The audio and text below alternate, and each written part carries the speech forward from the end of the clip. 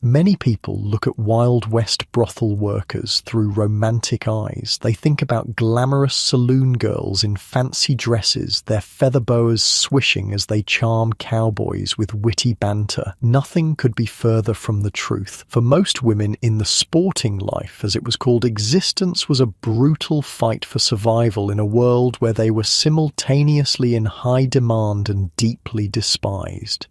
What Hollywood won't show you is the reality. A soiled dove's morning breath in a room where 6 women slept on 3 beds, the constant fear of disease, and the knowledge that they were just one angry client away from joining the endless parade of unmarked graves. Before we start, likes and subscribes help me keep making these. Where are you listening from? Drop your city and time in the comments. I'm always reading them thinking, wait, people in New Zealand listen to history stories to sleep? All right, 1870s Wild West tonight. But wait, are you comfortable? No, really. Check, pillows, blankets, the whole deal. Where we're going, you'll want to be settled. Your eyes crack open to the sound of coughing. Not yours. Everyone's. The air in this cramped second-floor room is stale, thick with the scent of cheap perfume trying desperately to mask what lies beneath. You're on a lumpy mattress, one of 3 crammed into a room barely large enough for one. There's a reason they call places like these cribs. They're about as spacious as a baby's bed, but with none of the innocence. Your back aches from the sagging mattress. Unlike your soft pillow at home, your head rests on a bundle of cloth that might generously be called a pillow. The sheets? Let's not talk about the sheets. You're pretty sure they haven't been washed in the past week, despite the activities they've witnessed. Or rise and shine, ladies. The voice belongs to Madame Rosie, the owner of this establishment in Virginia City, Nevada. She's not the cruel type of madam you might expect, more of a businesswoman with an uncomfortable amount of practical experience in survival. Miners coming off night shift in an hour? Best be ready. The gold rush days created boom towns overnight, and wherever men gathered to seek their fortune, women arrived to profit from their loneliness. The math was simple and brutal. In places like Virginia City, men outnumbered women 8 to 1. In California in 1850, nearly 90% of the population was male. Now that's what you call a seller's market. Jesus, my head, groans Lily from the next bed. She's been in the business for 3 years, ancient by soiled dove standards. Most women lasted only a year or 2 before disease, violence, or despair claimed them. Someone passed the laudanum. And there it is, your first glimpse into how these women coped. The sweet brown liquid in little glass bottles was technically medicine, but it was mostly opium dissolved in alcohol. Think of it as the 1870s version of self-medication. For a lot of women, it started as pain relief and ended as addiction. You're sharing your bed with Sarah, a 19-year-old from Boston. She doesn't talk about how she got here. Nobody does. But you know the common paths. Seduced and abandoned, widowed with no skills, escaping abusive families, or simply desperate for money in a world that offered women few legitimate opportunities. My turn at the basin, Sarah mumbles, dragging herself up. The washing situation is, well, it's not your modern bathroom, that's for sure. In the corner sits a porcelain basin with maybe 2 inches of water that all 6 women in this room will use to wash themselves. By the time the last girl gets there, that water is going to be a grimy grey soup. But hey, at least they're trying, which is more than most people did in the 1870s Wild West. Think about this. In a time when most people considered bathing a monthly activity at best, brothel workers actually maintained higher hygiene standards than average. They had to. Their business depended on it. Still, with limited water and knowledge about germs, clean was a relative term. "Pass the tooth powder," calls Mary from across the room. Toothpaste wouldn't be invented until 1873, and even then it was a luxury. Instead, baking soda, salt, or even campfire ash served as tooth cleaners. Mary dips her finger in the shared pot of white powder and vigorously rubs it across her teeth. The sounds from outside start filtering in through the thin walls. Men shouting, horses neighing, the general commotion of a mining town waking up. Virginia City isn't like the established cities back east. It's a place built on silver, where fortunes are made and lost overnight, and everything, including people, is considered disposable. "Heard Billy the Kid's gang might be coming through," Jenny says as she pins up her hair. She's the youngest, barely 16. Last time they were here, they spent a month's worth of wages in one night and shot up Mabel's place, Sarah reminds her. "Remember what happened to Lucy?" The room goes quiet. You don't need to ask who Lucy was or what happened to her. Violence was an occupational hazard. The West wasn't lawless exactly, but law enforcement had priorities, and protecting soiled doves wasn't high on the list. Madame Rosie appears in the doorway again, her massive frame blocking most of the light.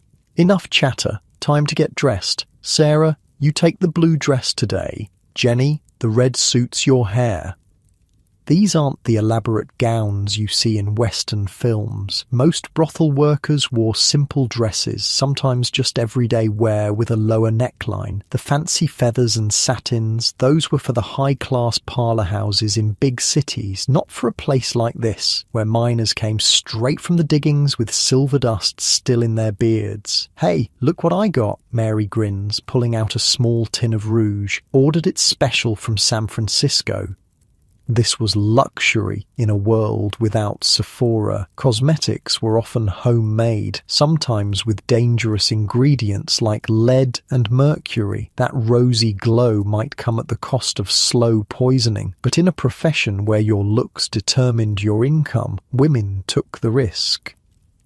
"Remember, girls," Madame Rosie calls over her shoulder as she heads down to open up. "Check 'em for sores before you take 'em upstairs. And they pay first. Always." This wasn't just about money, it was survival. Venereal diseases like syphilis, called the calamity for good reason, and gonorrhea were rampant, with no effective treatments, and clients who didn't pay could turn violent fast. You rise and join the morning rush for the basin. Your stomach growls, reminding you that breakfast will be whatever's left in the kitchen. Probably some hardtack and coffee if you're lucky, but you're actually better fed than most women in this profession. Madame Rosie runs a decent house. Sarah catches your eye as she struggles with her corset strings. "Help me." As you pull the laces tight, you can feel her ribs beneath your fingers. This isn't the fashionable wasp waist corset of Eastern society ladies. It's a practical garment designed to enhance what needs enhancing for business purposes. "Not too tight," she whispers. "Had a girl pass out once. Customer thought she died. Whole place went to hell." Outside, the bell from the assay office rings 8 times. The day shift will be ending soon, and the night shift workers will be coming off duty, pockets full of wages and looking for ways to spend them. "Remember when we thought we'd marry bankers?" Jenny laughs, but there's no humour in it. That's the thing about these women. In your head, you're screaming, "This is how I die, in a crib with 5 other women, hoping not to catch something that'll rot my brain." But out loud, they joke, they laugh, they create a veneer of normalcy over a life that's anything but. "I'm saving up," Sarah says, a daily mantra that's part prayer, part delusion. 2 more months, and I'll have enough to open a dress shop. Few ever escaped. The money was better than most jobs available to women. A factory girl might make $3 a week, while a prostitute could make that in a night. But expenses were high. Room and board required fancy clothes, mandatory gifts to law enforcement to avoid arrest, and the ever-present doctor fees for treating the occupational diseases ate away at those earnings. By now, everyone's dressed, faces powdered to hide the pallor that comes from sleeping during daylight and working at night. The room that looked so grim in the morning light has transformed, not into something beautiful, but into something functional, a workplace. Last one down gets the first customer off night shift, Madame Rosie calls up the stairs. And trust me, you don't want Big Pete before he's had a bath. There's a scramble for the door, a flurry of skirts and perfume. You join them, stepping carefully downstairs, worn smooth by thousands of similar journeys. The day is beginning, though for you, it's more like evening, the start of a long night of work. The saloon below is being swept out, the stale beer smell briefly overwhelmed by dust. A piano sits in the corner, waiting for the player who'll arrive around noon. The bartender, an ex-boxer named Jim with cauliflower ears and missing teeth, nods as you all file in. "Got a fresh barrel tapped," he says, "and the whiskey shipment came in." Alcohol was the lubricant that kept these establishments running, not just for the customers, but for the women too. It dulled senses, clouded judgment, and made the unendurable seem manageable. For many, it was the gateway to laudanum addiction. The first customers are already waiting outside. You can see their shadows through the frosted windows, men with dirt under their nails and silver dust in their pockets, men who spent weeks or months without seeing a woman, working in conditions so dangerous that many wouldn't live to see 30. "Fix your face," Madame Rosie tells you. "Nobody pays for sad." And there it is, the unspoken contract of this life. It's not just your body that's for sale, but the illusion of desire, of happiness, of connection. The emotional labor was often harder than the physical. The doors swing open, sunlight slashes across the floor like a knife, and the day, your night, begins. "Well, hello there, strangers," calls Jenny in a practiced voice that sounds nothing like the girl who was yawning upstairs 5 minutes ago. "Looking for some company?" Outside on the main street of Virginia City, respectable women pull their skirts aside as they pass the brothel, careful not to let the fabric touch the building, as if sin itself might be contagious. Their husbands tip their hats politely to Madame Rosie when they pass her on the street during daylight hours, pretending they don't recognize her from their visits under cover of darkness. The hypocrisy wasn't lost on anyone, least of all the working girls. Brothels were officially illegal in most places, but openly tolerated. Cities collected licensing fees and fines that amounted to business taxes. In Virginia City, these women provided nearly 25% of the municipal revenue. The first client heads upstairs with Mary. You know the routine that will follow, the haggling over price, the insistence on seeing payment first, the quick check for visible signs of disease, the even quicker transaction. The average visit lasted less than 15 minutes. "Don't forget to wash after," Madame Rosie reminds her, loud enough for the client to hear. It's part warning, part advertisement of the house's standards. Unlike your clean bathroom at home with running water and soap, washing after here means a quick swipe with a rag dipped in a solution of carbolic acid if you're lucky. If not, just water that gets increasingly questionable as the day progresses. The day unfolds in a blur of faces and demands. By noon, the room is full, piano playing, drinks flowing. You move mechanically through the rituals of flirtation, the practiced laughs at jokes you've heard 100 times before.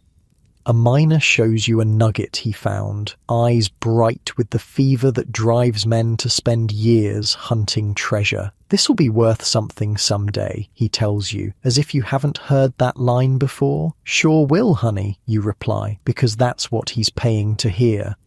And through it all, you watch, you observe the patterns, learn who's dangerous when drunk, memorize the fastest routes to the door. Survival here isn't just about avoiding disease, it's about reading men's moods, anticipating violence before it erupts. Because make no mistake, violence was common. The stories don't make it into the romanticized versions, but they were part of daily life, like Jenny Bright, a madam who shot a man through the heart when he tried to hit her after being denied entry due to having a venereal disease. Or Molly Scott, whose husband shot her to death one night and fled, leaving other prostitutes to dress her body for burial. As the afternoon stretches on, you find a moment of quiet and catch Sarah's eye across the room. She gives you a tired smile that speaks volumes. In that moment, there's a flash of genuine human connection in a place designed to manufacture its counterfeit. And that's the contradiction at the heart of this world. These women, dismissed by society as fallen and immoral, created their own communities, their own support systems, their own economies. They looked after each other because no one else would.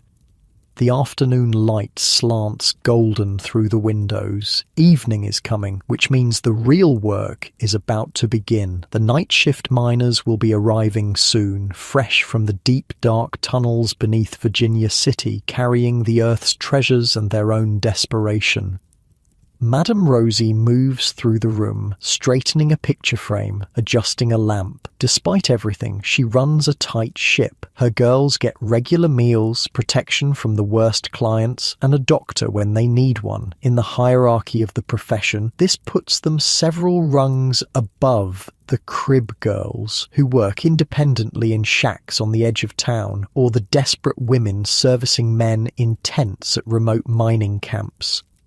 "Get something to eat before the rush," she tells you, not unkindly. "Gonna be a long night." You head to the kitchen, where a pot of stew simmers on the stove. Better fare than many in town will eat tonight. The West wasn't just wild, it was hungry. Food supplies were unreliable, and scurvy was common even among those who struck it rich. As you eat, you listen to the sounds of the house. The piano music, laughter both genuine and manufactured, the creak of stairs as business continues. This is your world now, for better or worse. A world where women turned the only asset society recognized in them into a means of survival and occasionally power. Night falls over Virginia City. Oil lamps are lit, casting warm light and long shadows. The real business of the night is just beginning as you finish your meal and straighten your dress. You catch a glimpse of yourself in a tarnished mirror and barely recognize the woman looking back. Tomorrow will bring more of the same. The basin of grey water, the tooth powder, the rouge, the practiced smiles. But for now, there's just this moment, this breath before plunging back into the current. You touch the small knife hidden in your garter, a precaution Madame Rosie insists upon, and head back into the saloon. The doors swing open, bringing a blast of cool evening air and the first wave of night shift workers, their faces blackened with silver dust, eyes squinting in the relative brightness after hours underground. "Evening, gentlemen," calls Madame Rosie. "Welcome to the Silver Queen. What's your pleasure tonight?" The night at the Silver Queen had stretched into the early morning hours. Now, with the first hint of dawn creeping through the grimy windows, the last drunken miner has finally been shown the door. The women drag themselves upstairs, bones aching, faces stiff from forced smiles that never reach their eyes. 5 hours till we open again, Sarah mutters, collapsing onto the shared bed. Might as well be 5 minutes. Sleep in a brothel wasn't the peaceful affair you're experiencing right now in your comfortable bed. It came in snatches, often interrupted, always insufficient. The women developed a sixth sense, sleeping with one eye open, waking at unfamiliar sounds. A survival skill in a world where danger could come from clients, lawmen, or rival establishments.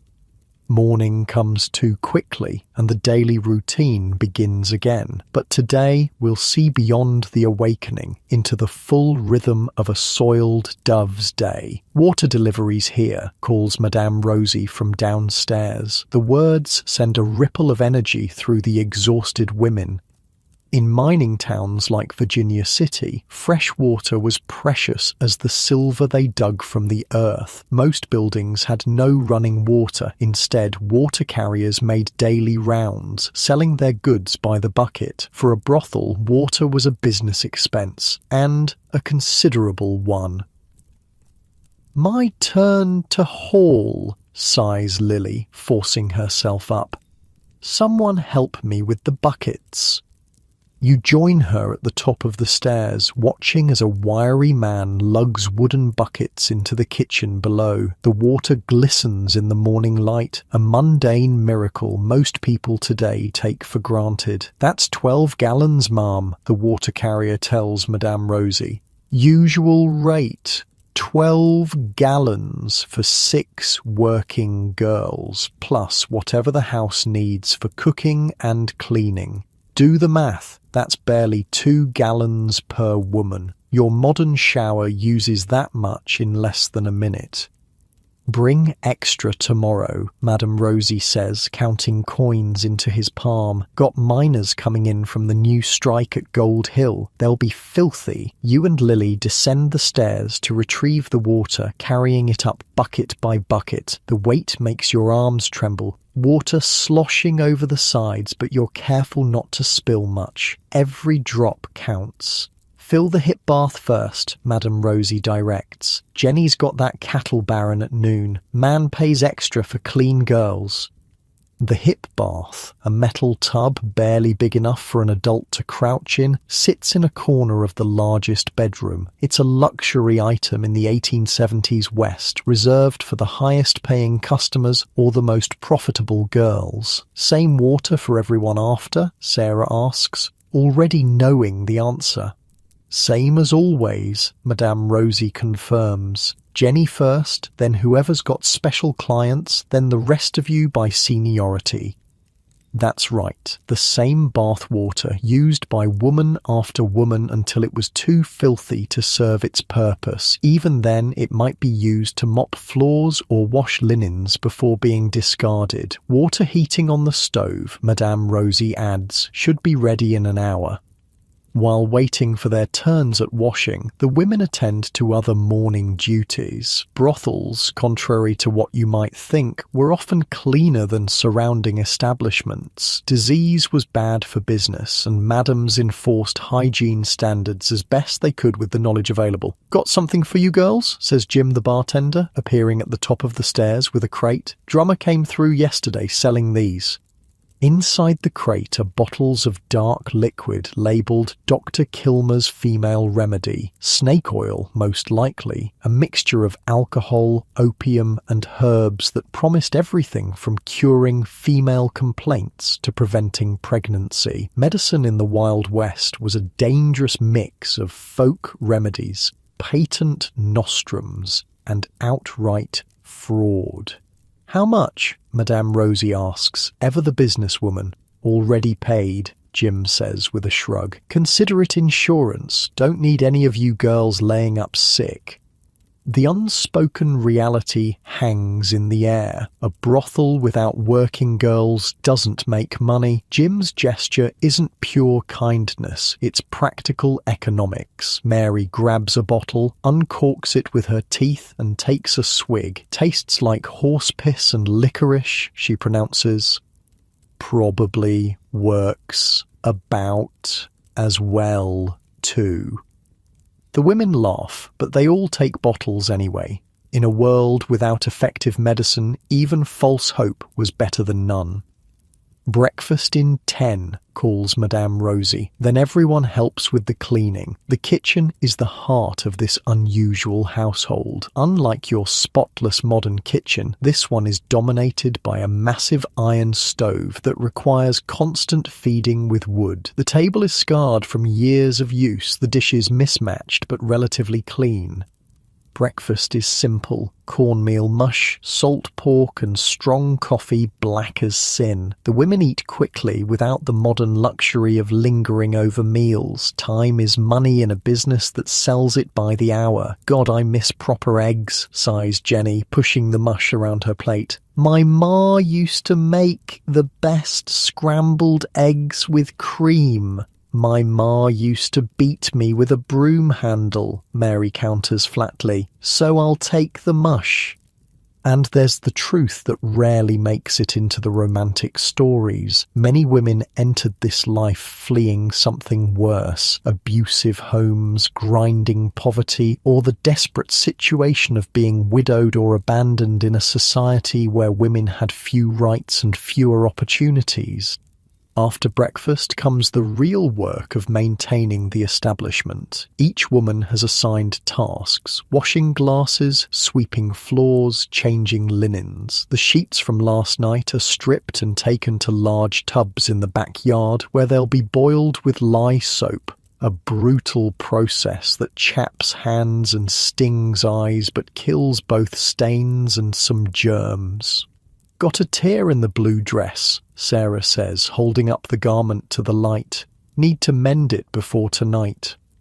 Clothing repair was constant. The dresses worn by brothel workers weren't the elaborate costumes of movie fantasy, but practical garments designed to be easily removed and sturdy enough to withstand rough handling. Still, they wore out quickly and replacements were expensive. Use the silk thread for that one, Madame Rosie advises, and mind the neckline. It's drooping too low on the left. By mid-morning, the water for the hip bath is finally hot. Jenny strips down without self-consciousness. Privacy is a luxury unknown in this setting, and climbs into the steaming water. Sweet Jesus, she sighs, sinking down. Almost worth being a whore just for a hot bath.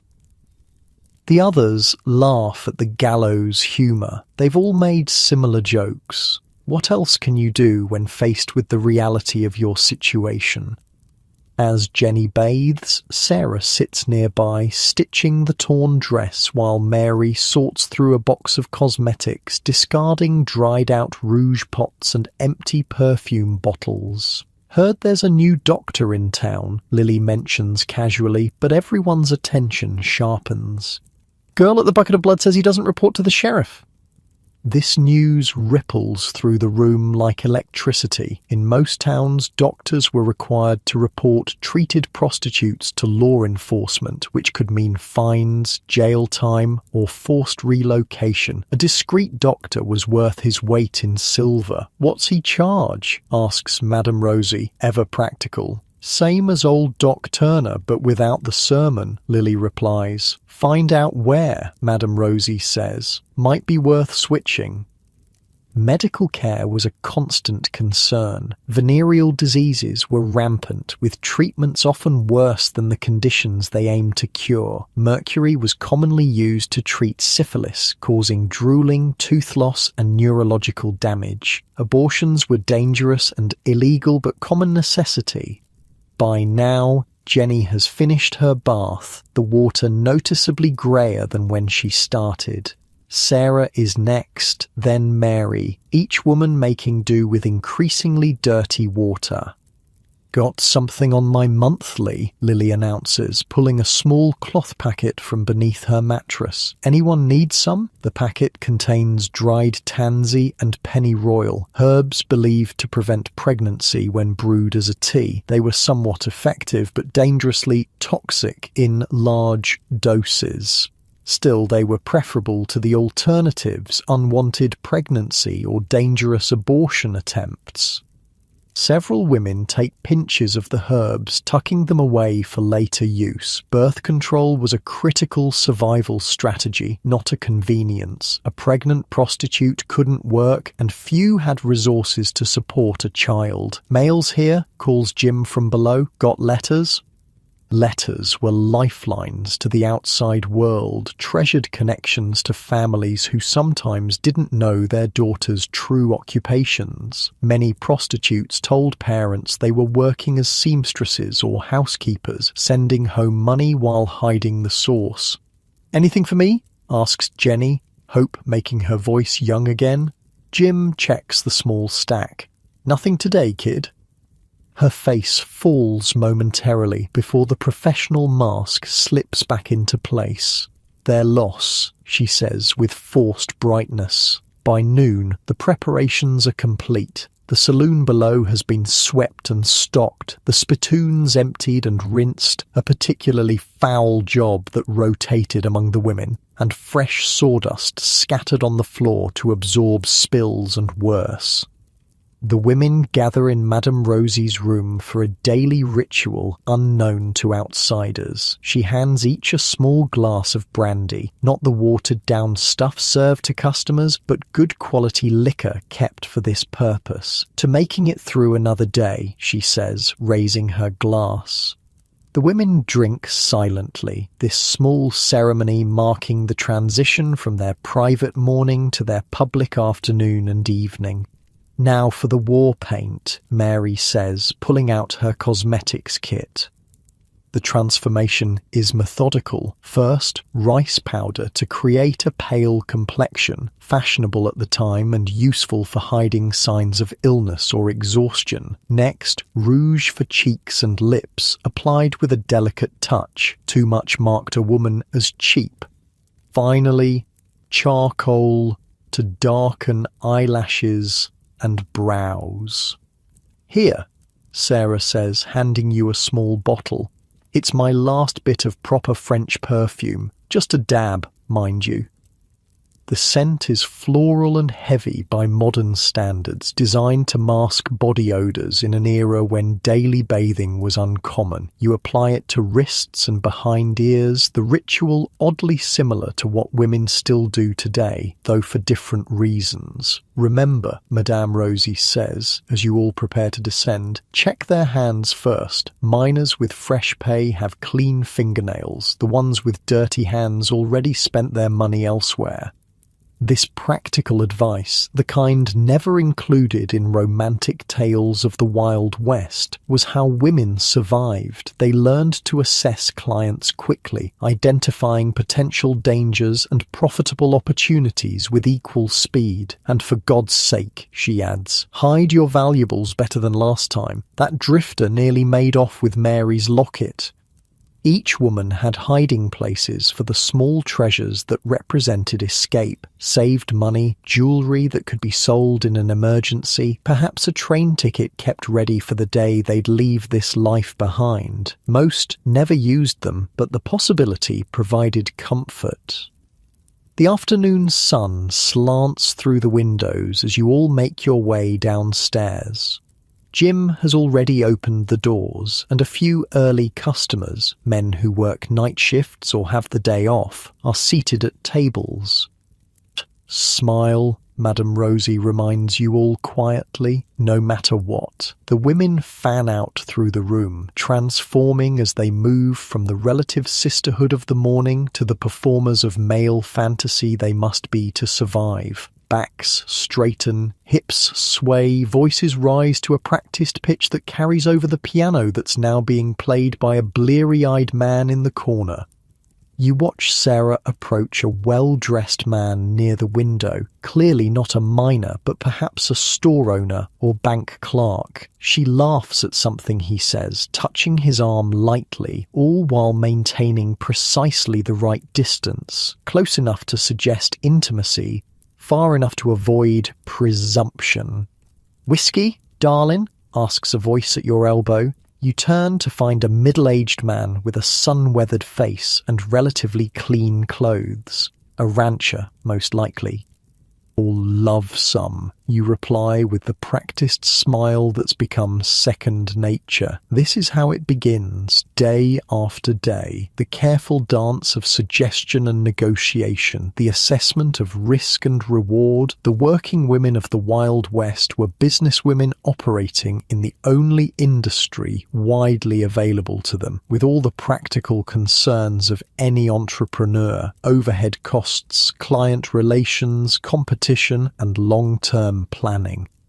The afternoon unfolds in a rhythm familiar to everyone in the house. Men come and go, drinks flow, money changes hands. Upstairs, floorboards creak with footsteps and the weight of transactions, both financial and physical. By late afternoon, the house is in full swing. The piano player has found his stride, pounding out popular tunes with mechanical efficiency. The air is thick with tobacco smoke, perfume, and the smell of unwashed bodies, an assault on the senses that you've somehow grown accustomed to. From your seat near the bar, you watch the room with the situational awareness that becomes instinct in this line of work. You note the miner getting too drunk in the corner, the nervous young man clearly on his first visit to such an establishment, the regular who treats the women with surprising courtesy. "Watch the one with the red beard," Jim murmurs as he wipes a glass behind the bar. "He was thrown out of the Golden Slipper last week, got rough with one of their girls." This information passes quickly among the women, a whispered word here, a meaningful glance there. By unspoken agreement, nobody approaches Redbeard directly, but he's never left alone. When he calls for company, Madame Rosie herself sits with him, her bulk and well-known derringer keeping him in check. This is how women survived, through information networks, mutual protection, and the careful management of risks that couldn't be eliminated entirely. As evening approaches, bringing with it the promise of the busiest hours ahead, you catch Sarah's eye across the room. She gives you a quick, genuine smile, a flash of the real person behind the professional facade before turning back to her customer.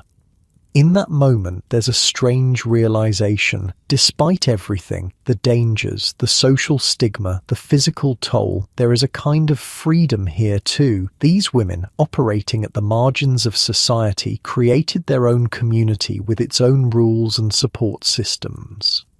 Many experienced a level of financial independence unknown to their respectable counterparts, making decisions about their lives that married women legally couldn't.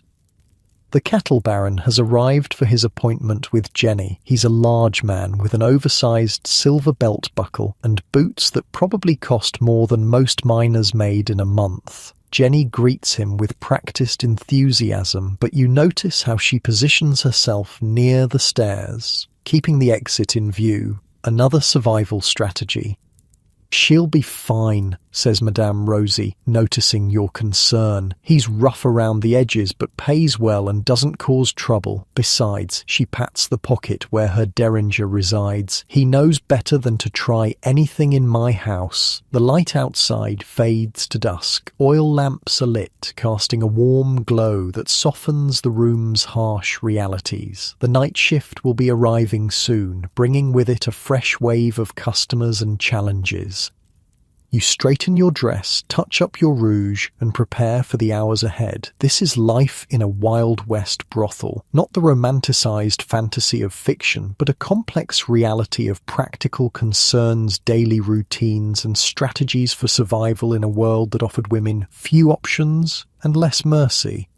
As the first stars appear in the darkening sky outside, you raise a glass with the other women in a silent toast to making it through another day in a place where tomorrow is never guaranteed. The night at the Silver Queen had stretched long, the hours blurring together in a haze of smoke, whiskey, and forced laughter. By the time the last customer stumbled out, dawn was already threatening the eastern sky. Now, in the relative quiet of mid-morning, a different side of brothel life emerges. The complex social web that bound these women together and connected them, sometimes surprisingly, to the broader community.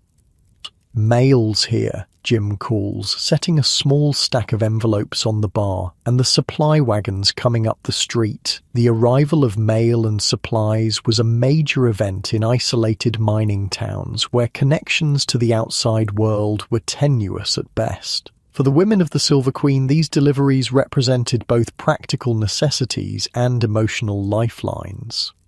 Sarah sifts through the envelopes with careful fingers.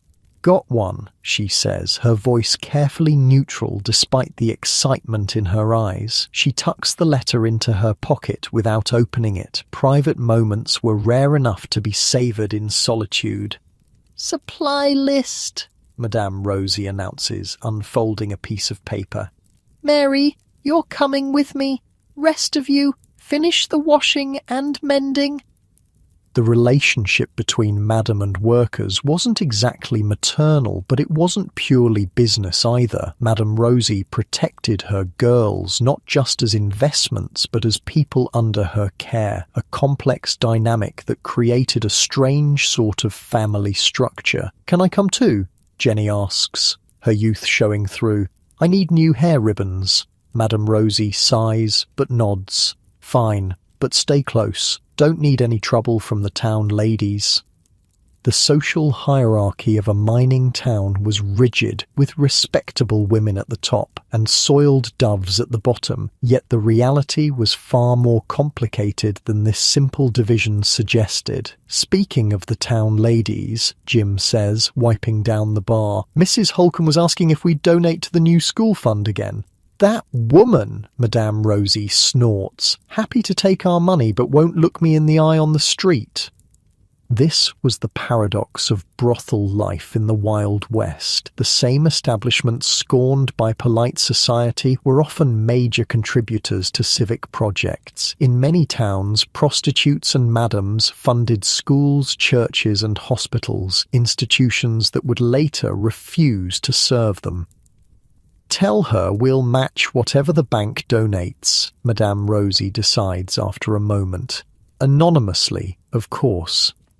"Course," Jim agrees, though everyone knows the source of the donation will be an open secret in a town this size. After Madame Rosie departs with Mary and Jenny, the brothel settles into a different rhythm. Without customers or the Madame present, the remaining women relax into more authentic versions of themselves. "Got some coffee left?" Lily asks, stretching her back. "Real coffee, not that mud we serve the customers." You pour her a cup from the private stash kept in the kitchen, another of the small luxuries that marked the difference between public and private life in the brothel. "Thanks, hun." She takes a sip and sighs with satisfaction. "Damn, my feet are killing me. That rancher last night had me dancing for 2 hours straight before he even mentioned going upstairs." These quiet moments between women were where real relationships formed. Despite popular imagination, competition between prostitutes was often secondary to cooperation. They watched each other's backs, shared resources, and provided the emotional support lacking from the rest of society. "Sarah, that letter from your sister?" asks Lily, nodding toward the envelope peeking from Sarah's pocket. Sarah nods, a small smile playing at her lips. "She had her baby, a girl." "That's wonderful," you say, meaning it. "What did they name her?"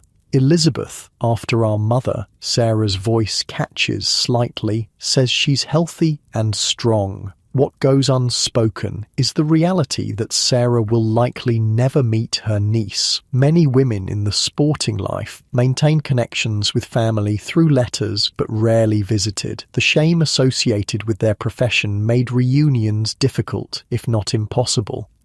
"My sister hasn't written in 3 years, Lily says matter-of-factly. "Not since I told her what I really do for living." The room goes quiet. Every woman there knows some version of this story. The severed ties, the lies maintained to preserve relationships, the painful honesty that sometimes destroyed them. A knock at the back door breaks the moment. You open it to find a young boy, maybe 12, shifting nervously from foot to foot.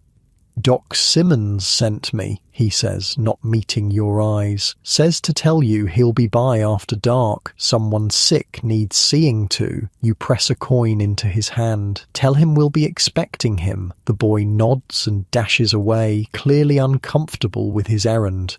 But the message is significant. It represents another facet of the complex social network surrounding the brothel.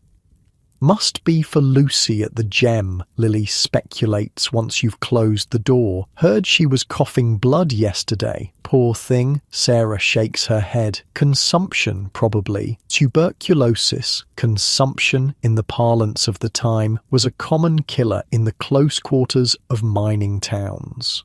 For prostitutes who literally couldn't afford to take time off when sick, it was often a death sentence. What's notable about this exchange is the relationship with Doc Simmons. While some doctors refused to treat fallen women at all, others provided care discreetly, often after normal business hours. These physicians weren't necessarily more moral than their peers. They simply recognized the practical reality that disease didn't respect social boundaries. Remember that doctor in Denver, Lily asks? The one who'd only treat us if we sat in the barn behind his office?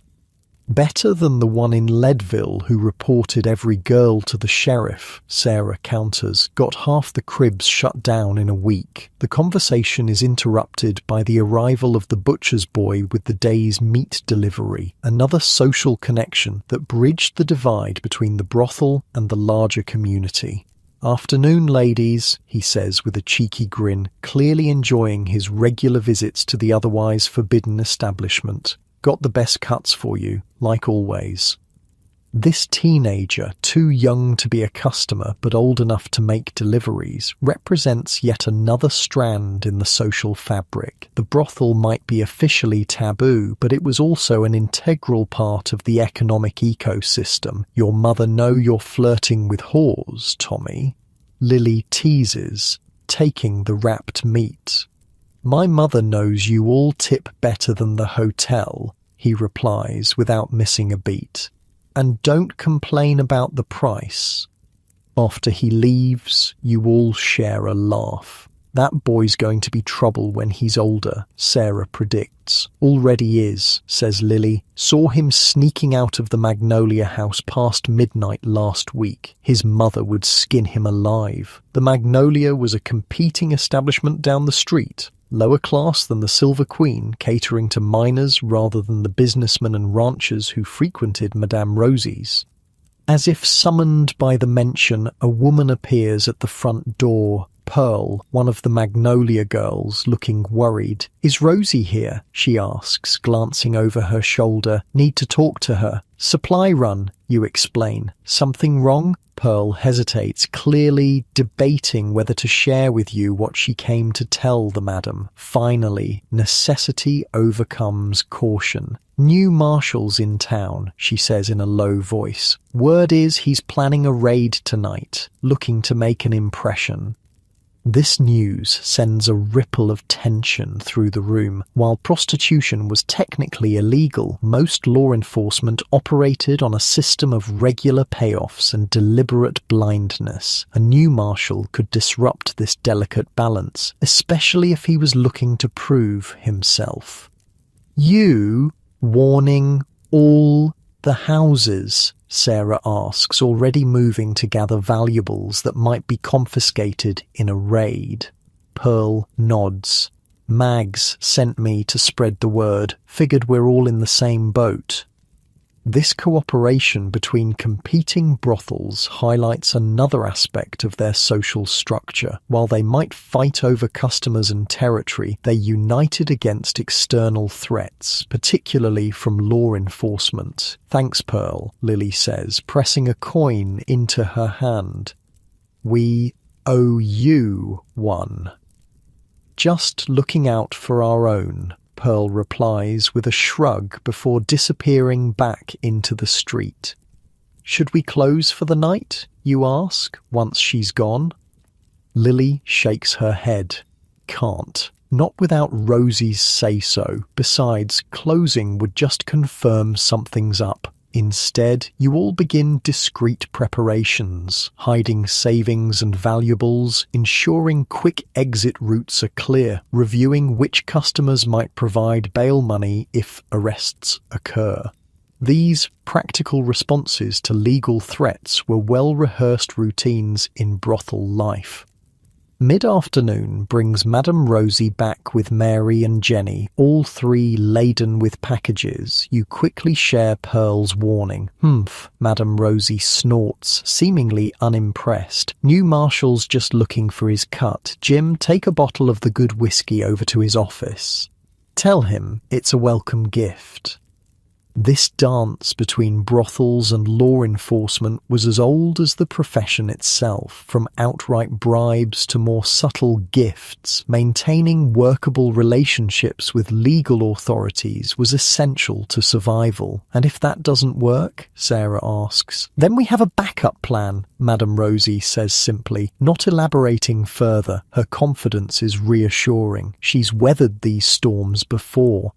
As evening approaches, the brothel prepares to open for business as usual, though with heightened awareness. The piano player arrives, followed by the first customers, miners fresh off shift, trail dust still on their boots. "Just act natural," Madame Rosie instructs as she unlocks the front doors. "But keep an eye on the back exit." The early evening proceeds normally, though you notice Madame Rosie engaged in quiet conversations with several regular customers, men of some standing in the community. One, a silver-haired gentleman you recognize as a bank director, nods gravely before departing through the back door. "Insurance," Madame Rosie explains when she catches your questioning look. "Mr. Finch sits on the town council. He'd rather not see his favourite establishment closed." This reveals yet another layer of the social web, the unofficial alliances between brothels and powerful men whose public condemnation masked private patronage. Many a crusade against vice was quietly sabotaged by the very men who publicly supported it. The expected raid never materializes. Just before midnight, Jim returns from a scouting mission with news. "Marshall's been called to a disturbance at the mining office," he reports. "Something about claim jumpers, likely to keep him busy all night." The tension in the room eases, though no one explicitly acknowledges the fortunate timing of this disturbance. Some connections were best left unspoken. "Told you it would work out," Madame Rosie says with satisfaction. "Now back to business, ladies." The near miss brings a different energy to the brothel that night. The women move with lighter steps, laugh more readily. Shared crisis, even averted, strengthens bonds. You notice Sarah and Lily huddled in conversation with a miner you haven't seen before, their expressions serious despite the festive atmosphere. Later, when you ask about it, Sarah is evasive, just a friend from up north passing through. But that night, after closing, you discover the true purpose of the conversation when Sarah slips into the room you share with her and two others. "Lucy's leaving the gem," she whispers, referring to the sick woman mentioned earlier. "That miner, he's her brother. Come to take her home to die. The gem's letting her go? This surprises you. Many brothels effectively owned their workers through debt or contract." "No," Sarah says simply. "She's running tonight." The implication is clear. Sarah and Lily have been helping arrange an escape. This too was part of brothel life, the underground network that occasionally helped women leave the profession, especially those in dire circumstances. "Need anything from us?" you ask. Sarah hesitates. Then, "Keep watch at the window around 2. Signal if you see anyone coming."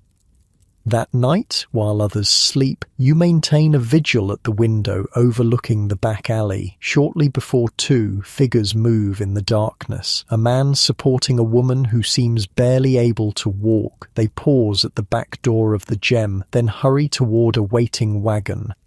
No one pursues them. No alarm is raised. By morning, Lucy will be miles away, headed for a family home she probably never expected to see again. Whether she'll be welcomed or shunned there is unknown, but at least she won't die alone in a crib behind a saloon. This small act of mercy, this connection beyond business, exemplifies the deeper social reality of brothel life. These women, marginalized by mainstream society, created their own moral framework, their own community standards. They looked after their own when no one else would. Dawn finds you still at the window, watching as the town begins to stir. The baker's chimney starts smoking first, followed by the blacksmith's forge. A stray dog trots purposefully down the middle of the street. A pair of miners stumble home after a night shift or a prolonged drinking session. It's impossible to tell which. Sarah joins you, passing a cup of coffee. They make it out okay? You nod. No problems I could see.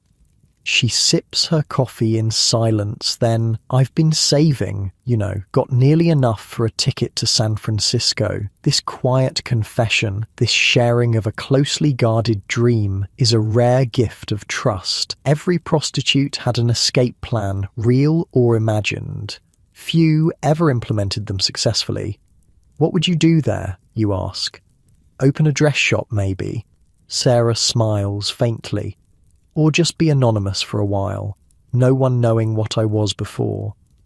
The dream of reinvention, of escaping not just the profession but the social stigma attached to it, was powerful. Some women did manage it, changed their names, moved to cities where no one knew them, built new lives. Others found that the past followed them regardless of distance. "You'd be good at it," you tell her. "The dress shop, I mean." "Maybe." She doesn't sound convinced, but appreciates the support. "One day, maybe." The moment is interrupted by sounds of the house waking up. Madame Rosie's heavy tread on the stairs, Jenny's laughter from the kitchen, the clatter of breakfast preparations. Another day in the life of the Silver Queen brothel is beginning. As you move to join the others, Sarah catches your arm briefly. "Thanks," she says simply, "for keeping watch." In that moment, you understand something essential about this world you've entered. Beyond the transactions and the performances, beyond the risks and hardships, there exists a genuine community. Women bound not just by circumstance, but by choice, protecting each other in a world that offers them little protection. You head downstairs together, stepping into the morning light that streams through the windows. The brothel looks different by day, shabbier, more vulnerable, but also more real. Like the women themselves, it has two faces, the gaudy evening mask and the plain morning truth.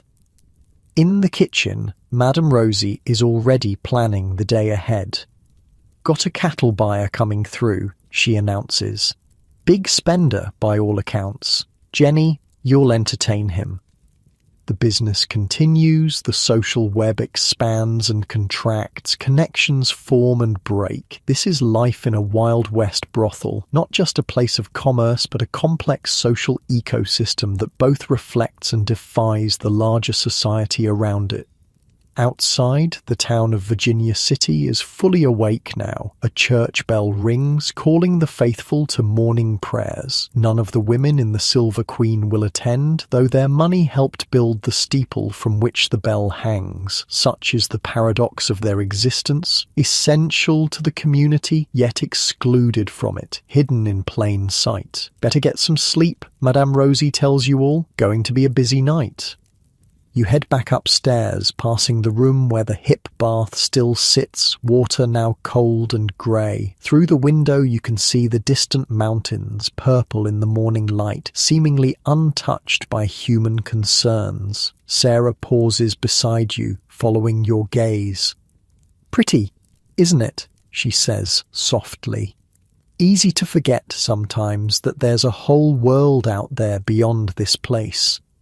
In that quiet moment of shared appreciation, there's a glimpse of the people behind the personas, women with dreams and fears, connections and isolations, all navigating a precarious existence with whatever tools they can find. The social world of the Wild West brothel was neither as depraved as moralists claimed, nor as glamorous as fiction would later paint it. It was human, complex, contradictory, and surprisingly resilient. The connections forged there, both within and beyond its walls, created a tapestry of relationships that helped women survive in a world determined to both use and condemn them. As you finally seek your bed, the sounds of the waking town fade into the background. Sleep comes easier than you expected, cushioned perhaps by the knowledge that whatever tomorrow brings, you don't face it entirely alone. The afternoon sun slants through the windows of the Silver Queen, casting long shadows across the worn floorboards. The house is quiet now, caught in that lull between morning preparations and evening business. In this moment of relative calm, a different side of brothel life reveals itself.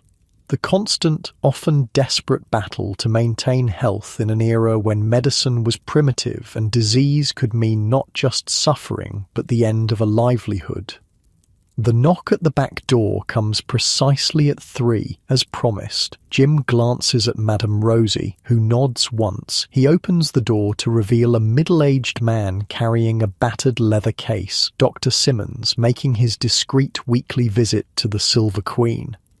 "Afternoon, ladies," he says, removing his hat as he steps inside. His voice is neither judgmental nor overly familiar, professional, with a hint of genuine concern. "Who's first today?"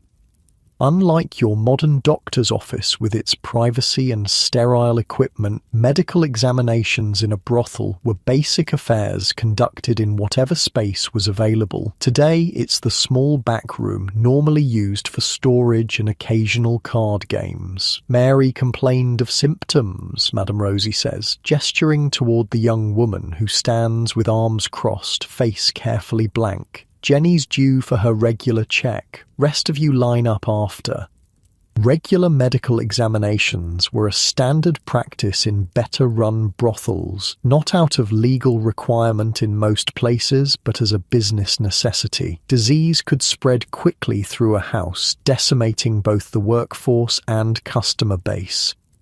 "Let's have a look then," Doc Simmons says, setting his bag on a table that Jim has hastily cleared. He pulls out a clean cloth, lays it down, and begins arranging his instruments. A far cry from modern medical tools, but the best available in the 1870s. Mary enters the makeshift examination room while the rest of you wait, making small talk that carefully avoids acknowledging what's happening behind the closed door. After about 15 minutes, she emerges, face still unreadable. "Jenny," she says simply, taking a seat at the far end of the room. "One by one, you each take your turn with the doctor. The examinations are brief, uncomfortable, and rudimentary by modern standards." Doc Simmons checks for visible signs of venereal disease, listens to lungs and hearts with his stethoscope, and asks a few questions about symptoms. When your turn comes, the doctor's manner is matter of fact. "Any issues to report?" he asks, washing his hands in a basin of water that's been changed between patients, a relatively advanced hygiene practice for the time. "Just the usual," you reply, "tired, sore." He nods, unsurprised. The physical toll of prostitution was significant even without disease. Long hours standing or dancing disrupted sleep patterns and the simple wear and tear of the work itself. The examination proceeds quickly. When it's done, he gives you the same advice he gives everyone. Try to rest when you can, drink plenty of water, wash thoroughly after each customer. This last recommendation was one of the few effective preventative measures available against sexually transmitted infections. In an era before antibiotics, prevention was far more reliable than treatment. After the last examination, Doc Simmons confers quietly with Madame Rosie in the corner. You can't hear their words, but their expressions tell enough. Mary won't be working tonight. 2 weeks rest at minimum, the doctor says loudly enough for everyone to hear as he packs his bag. And the medicine 3 times daily. He hands Madame Rosie a small bottle of dark liquid.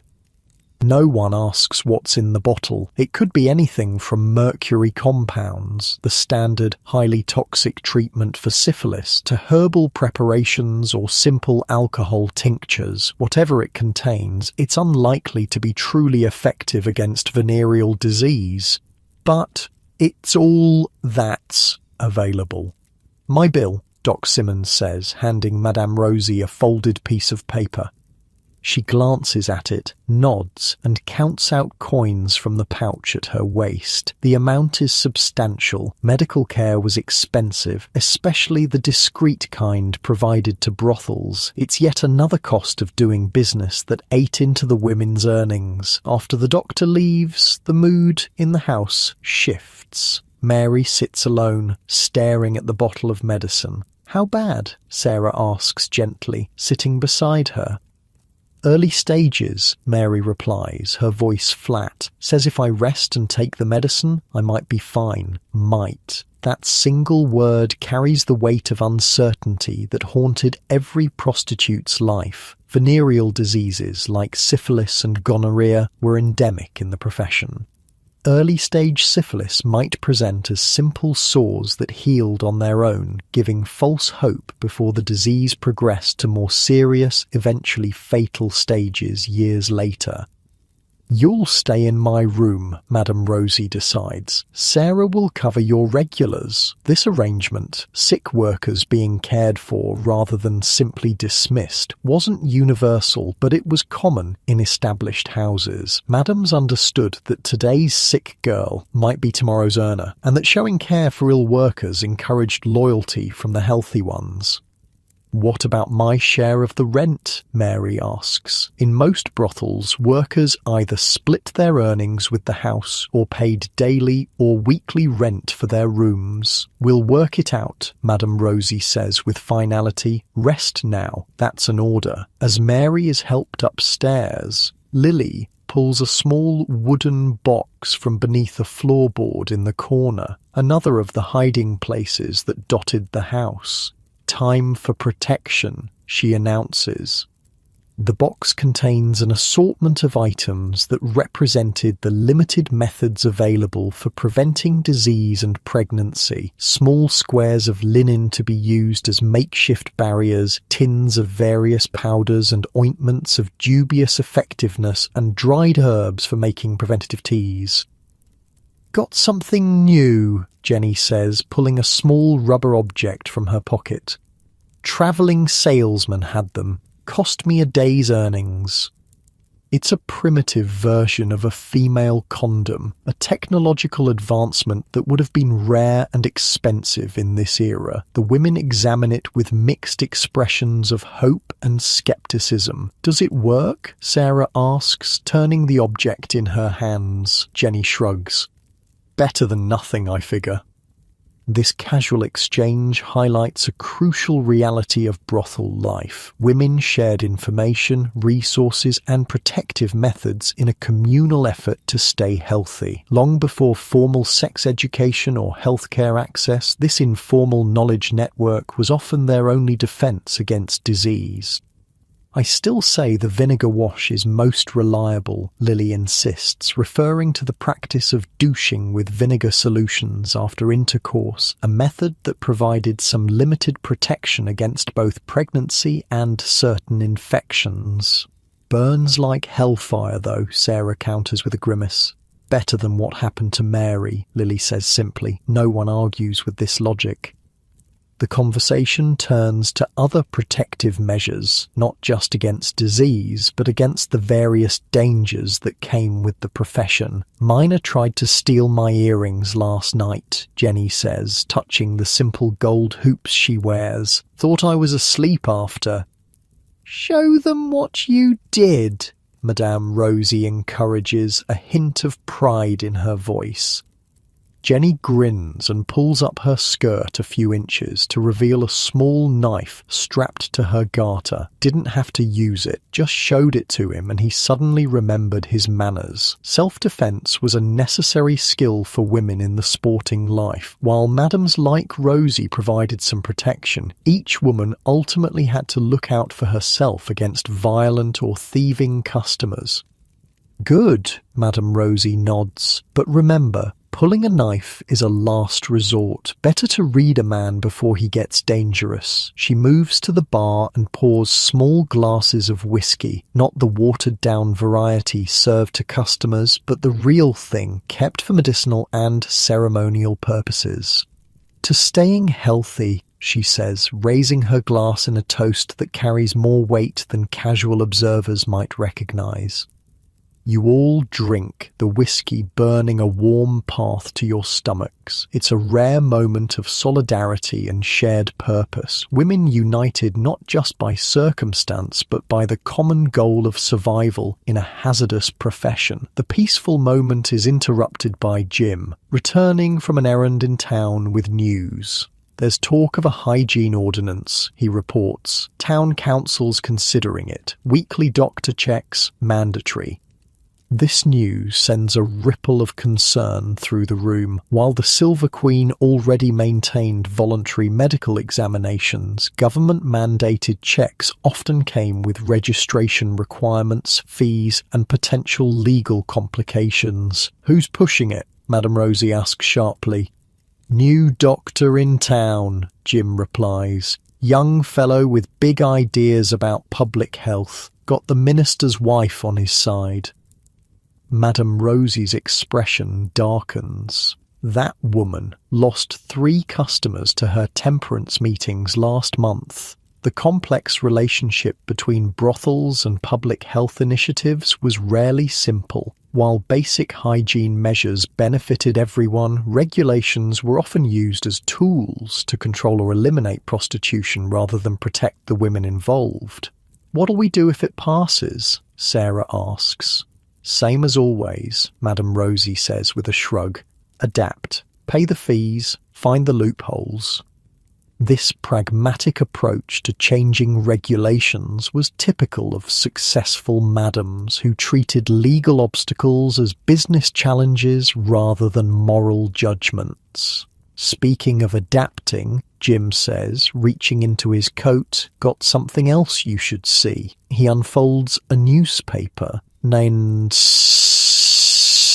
not the local Virginia City paper, but one from San Francisco, several weeks old. He points to a small article describing a new treatment for venereal diseases being tested in Europe. Mightn't help Mary now, he says, but worth knowing about. The women crowd around, reading with interest. Information about medical advances spread slowly to frontier communities, and those that did arrive were often mixed with snake oil claims and outright frauds. Still, they absorbed every piece of potentially useful knowledge. Says here they're using something called silver salts. Lily reads slowly, her finger tracing the words. Her literacy, like that of many prostitutes, is basic but functional. Another survival skill in a world where contracts and business arrangements were increasingly written rather than verbal. I'll write to my cousin in San Francisco, Madame Rosie decides, see if she can find out more. This network of information exchange between brothels in different cities was yet another layer of the health protection system that prostitutes developed. Letters between madams often contained not just business news, but details about treatments, preventative measures, and warnings about dangerous remedies. As evening approaches, the house begins its transformation from daytime sanctuary to nighttime business. The piano player arrives, lamps are lit, and fresh sawdust is scattered on the floor to absorb spills and mask odours. Time to get ready, Madame Rosie announces. The preparation ritual includes not just cosmetics and clothing changes, but health precautions. Each woman tucks small cloths into accessible pockets for quick cleanups between customers. Jenny carefully straps her knife to her thigh. Sarah drinks a bitter-smelling tea made from the preventative herbs in Lily's box. "Don't forget these," Madame Rosie says, distributing small vials of carbolic acid solution, a primitive antiseptic that served as a disinfectant wash. The smell is harsh, medicinal, nothing like the gentle soaps you're used to at home. Upstairs, Mary rests in Madame Rosie's room, her face pale against the pillows. "You stopped by briefly to check on her. Brought you some broth," you say, setting a cup on the bedside table. "Thanks." Her voice is weak, her forehead damp with sweat. The early stages of treatment were often worse than the disease itself, as toxic mercury compounds worked their way through the body. "Need anything else?" She shakes her head slightly. "Just don't tell the others how bad it is. Don't want them worrying." This concern for her fellow workers, even while suffering, illustrates the bonds that formed in these environments. Despite popular portrayals of prostitutes as strictly competitive, many houses developed strong internal support systems, women looking out for each other when no one else would. "Rest," you tell her, touching her hand briefly. "We've got things covered downstairs." The evening begins as customers start arriving, miners fresh from their shifts, businessmen claiming to be just passing by, cowboys with trail dust still on their boots, the usual mix of humanity seeking various forms of escape. You work the room with practiced ease, laughing at jokes you've heard 100 times, deflecting unwanted advances with gentle skill, steering potential customers toward transaction without explicit discussion, all while maintaining an almost subconscious vigilance for signs of trouble. A miner at the bar coughs repeatedly into his bandana, which comes away spotted with blood. You catch Sarah's eye across the room and make a subtle gesture. She nods, understanding the warning. Tuberculosis was as feared as venereal disease, perhaps more so for being easier to contract through casual contact. Sarah approaches the bar near the miner. "Jim," she says loudly enough for the man to hear, "Madame Rosie said we're not serving anyone who's sick tonight. Doctor's orders after what happened last month." The miner takes the hint, finishing his drink quickly before departing. No confrontation, no accusation, just a clear boundary established and respected. This delicate enforcement of health standards was part of survival in a profession where illness could spread rapidly through a house. As the night deepens, you find yourself in conversation with a well-dressed stranger, not a local, judging by his clothes and manner. He's polite, seemingly educated, and interested in more than just the obvious services. "I'm a physician from Philadelphia," he explains after some general conversation, "studying disease patterns in mining communities."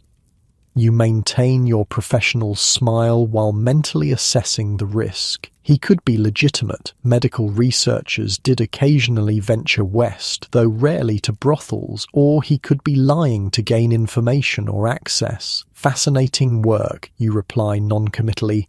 "Must keep you busy." "Indeed. I'm particularly interested in preventative measures employed in establishments like this one," he continues, leaning forward slightly. "Purely academic interest, I assure you." You've heard variations of purely academic interest before, usually from men seeking details they found titillating rather than educational. Still, genuine medical knowledge was valuable enough to warrant careful consideration. "You should speak with Madame Rosie about that," you suggest, nodding toward her impressive figure at the far end of the room. "She handles all matters of house policy." The deflection is smooth, practiced, neither rejection nor acceptance, simply transferring the decision to higher authority. It's one of countless small protective strategies developed through experience. The doctor does approach Madame Rosie later in the evening. Their conversation lasts nearly an hour, heads bent together in the corner. When he finally leaves, she gathers the women briefly during a lull in business. That man had some useful information, she tells you all. New treatments being tested back east. I've written it all down for Doc Simmons to review. This exchange of medical knowledge, flowing from formal institutions to the informal networks of brothel workers, was an unrecognized but vital channel for health information in the developing West. Women in the sporting life were often more knowledgeable about certain aspects of sexual health than many formally trained physicians, having learned through hard-won experience. The night wears on. You serve drinks, entertain customers, occasionally disappear upstairs for brief business-like encounters that bear little resemblance to the passionate romances depicted in fictional accounts of brothel life. Between customers, you perform small protective rituals, washing quickly with the carbolic solution, checking for any signs of trouble, taking small sips of the preventative tea that tastes of herbs and bitter determination. In the quietest hour before dawn, when only a few dedicated drinkers remain at the bar, you find yourself sitting with Sarah and Lily in a corner, feet aching, counting the night's earnings. Not bad, Lily says, stacking coins into neat piles, enough to put a little aside. For what? Asks Sarah. Your dress shop or mine? It's a running joke between them, these dreams of escape that seem simultaneously within reach and impossibly distant.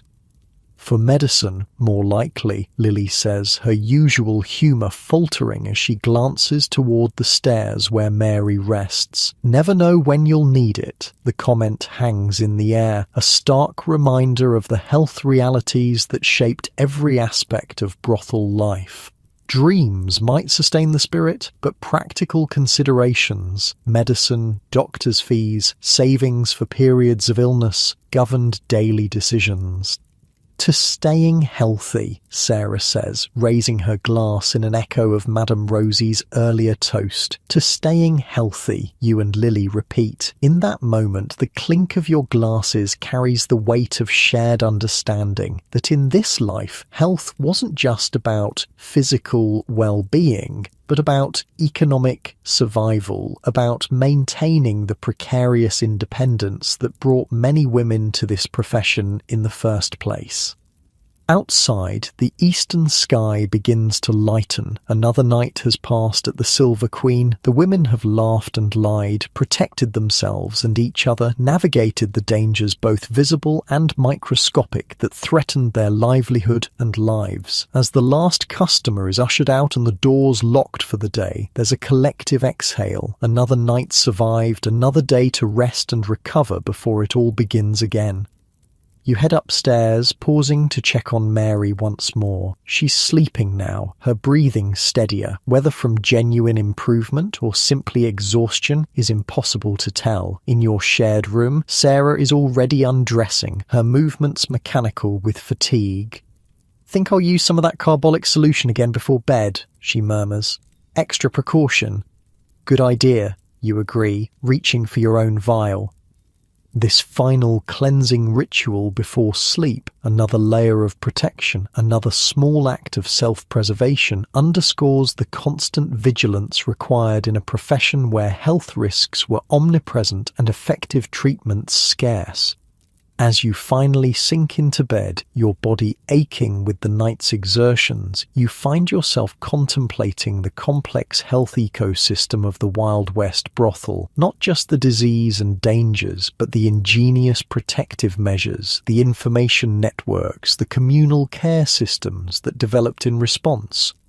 These women, excluded from respectable society and its resources, created their own healthcare systems out of necessity and shared wisdom. They adapted, innovated, and protected themselves and each other as best they could with limited tools and knowledge. Sleep comes quickly, dreamless and deep. Your last conscious thought is a simple gratitude for the clean bedding beneath you, the roof above, and the knowledge that for tonight at least you remain among the healthy and working. Unlike Mary, whose future hangs in a precarious balance between recovery and decline, unlike countless others whose names history has forgotten, women who faced the same health challenges without the relative security of an established house like the Silver Queen. Tomorrow will bring its own concerns, more customers, more risks, more protective measures. But for now, in the quiet morning hours, there is only rest and the momentary peace it brings. The late afternoon sun casts long shadows through the windows of the Silver Queen, illuminating dust motes that dance in the golden light. It's the quiet hour, that liminal space between day and evening when the brothel transitions from private sanctuary to public business. In this moment of calm, Madame Rosie sits at a small desk in the corner of the saloon, ledger open before her, spectacles perched on her nose as she carefully tallies figures. This scene, rarely depicted in romanticized portrayals of Wild West brothels, reveals one of the most significant aspects of the sporting life, its fundamental nature as a business enterprise, with all the economic complexities that entailed. "Girls," Madame Rosie calls, her voice carrying up the stairs. "Accounting time." The women descend one by one, some still drowsy from daytime sleep, others freshly washed in preparation for the evening ahead. They gather around the desk with an air of expectancy that has nothing to do with the performances they'll put on for customers later. This is genuine interest. Their livelihoods are recorded in that leather-bound book. "Good week overall," Madame Rosie announces, turning the ledger so everyone can see the neat columns of figures. Up 15% from last month. Unlike the stereotypical image of the madam keeping her girls in ignorance and debt, many successful brothel operators like Rosie ran relatively transparent financial systems. The women knew what they earned, what they owed, and what they could expect to keep. "Sarah, you're up by nearly $20, Madame Rosie notes with approval. "That cattle broker must have really taken a shine to you." Sarah allows herself a small smile of professional pride. In the complex economy of a brothel, regular clients who developed preferences for specific women were valuable assets, reliable income in an otherwise unpredictable business. "Monthly expenses," Madame Rosie continues, flipping to another page. "Rent to Mr. Holcomb, $5 a week, so $20 for the month. Liquor bill from Thompson's, $42 and change. Wood and coal, $15. Water delivery, $8. Piano player's wages, $12. These mundane operational costs were the foundation of brothel economics, the fixed expenses that had to be covered before anyone made a profit. They were substantial, especially in remote mining towns where goods and services commanded premium prices. "Dr. Simmons, $25 for the month," she adds, "plus extra for Mary's treatment." Healthcare was another significant expense in the brothel economy, both preventative examinations and treatments for the various ailments that plagued workers in the profession. Unlike modern businesses with health insurance, these costs came directly from the house's earnings or the women's personal savings. "Protection money?" Lily asks bluntly, referring to the unofficial payments made to law enforcement to avoid harassment or arrest.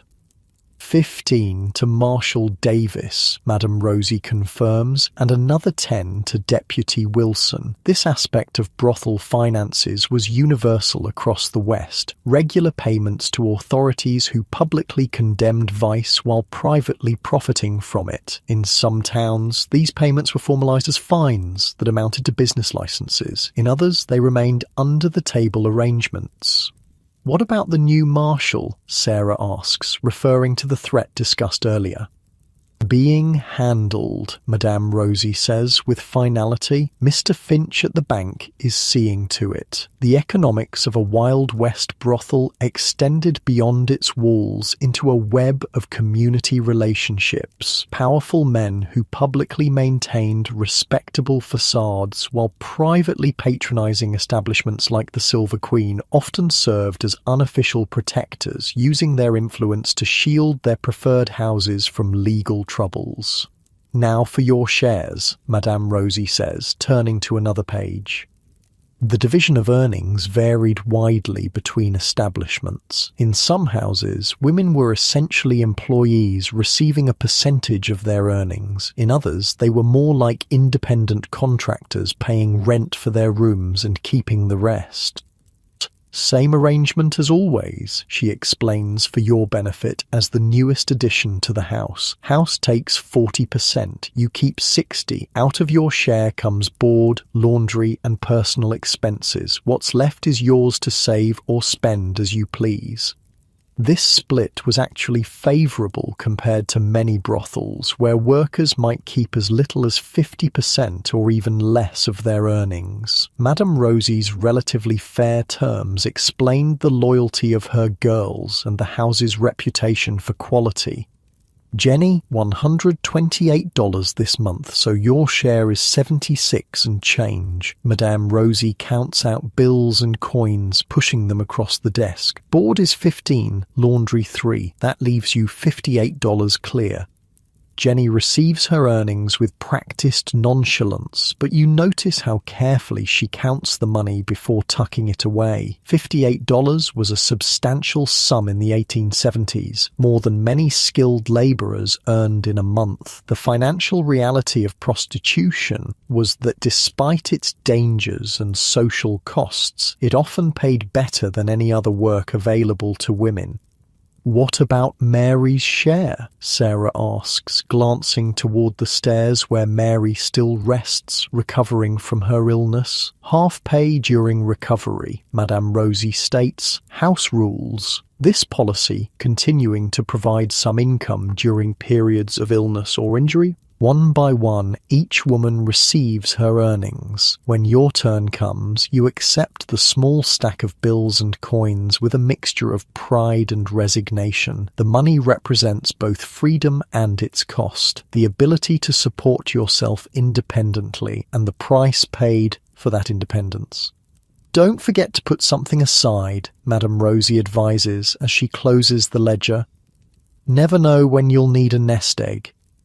This common refrain in brothel life reflected a harsh reality. The career of a soiled dove was typically short, ended by disease, violence, addiction, or simply aging out of customer preference. Smart workers saved aggressively, hoping to accumulate enough to escape the profession before it claimed them. "Speaking of saving," Jim interjects, approaching the desk with an envelope, "Land Office notice came today." Madame Rosie takes the envelope, her expression betraying unusual excitement as she reads its contents. "It's done," she announces. "Deeds registered. The plot on C Street is officially mine." This revelation highlights another economic aspect of brothel life often overlooked in historical accounts: property investment. Successful madams frequently channeled their earnings into real estate, using these tangible assets to secure their futures when their working days ended. "Going to build that new place after all?" Lily asks. "Come spring," Madame Rosie confirms. 2 stories, 10 rooms, proper plumbing. The women exchange glances, clearly visualizing this step up from their current accommodations. Indoor plumbing was a luxury in 1870s mining towns, available only in the newest and most expensive buildings. "You'll all have a place there," Madame Rosie assures them, "assuming you stay out of trouble and keep bringing in the business." This planned expansion represents the business acumen that characterized many successful madams. They weren't simply managers of vice, but entrepreneurs who reinvested profits, expanded operations, and built legitimate business empires that sometimes extended far beyond the sex trade. As if on cue, the front door opens to admit a well-dressed woman who looks decidedly out of place in a brothel. The women tense instinctively. Respectable ladies rarely entered establishments like the Silver Queen, and when they did, it usually meant trouble. Mrs. Peterson, Madame Rosie greets the visitor with cautious formality. What brings you to my establishment? The visitor, perhaps 40 years old and wearing an expensive dress that marks her as a member of Virginia City's elite, appears uncomfortable but determined. Business, Miss Rosie, she replies stiffly. Regarding the millinery shop? This cryptic exchange piques everyone's interest. Madame Rosie gestures toward her private office at the back of the building. Let's discuss it in private. After they disappear behind the closed door, speculation erupts among the women. Millinery shop? Jenny asks, confused. Rosie owns it, Lily explains in a low voice, or at least half of it. Set it up for a girl who left the life a few years back. This revelation adds another layer to the economic picture. Diversification into legitimate businesses? Many madams use their brothel earnings to establish or invest in conventional enterprises, both as additional income streams and as vehicles for eventual transition out of the sex trade. Smart, Sarah comments. Hat shop's respectable. Nobody questions a woman running it. The economic options for women in the 1870s West were severely limited. Teaching, nursing, and domestic service were among the few respectable occupations, all paying far less than prostitution. Retail businesses like millinery shops represented a middle ground, respectable but accessible to women with the capital to establish them. When Madame Rosie emerges from her office 30 minutes later, her expression gives nothing away. Mrs. Peterson departs quickly, nodding stiffly to the women as she passes. Investment opportunity, Madame Rosie explains briefly. Nothing for you girls to worry about.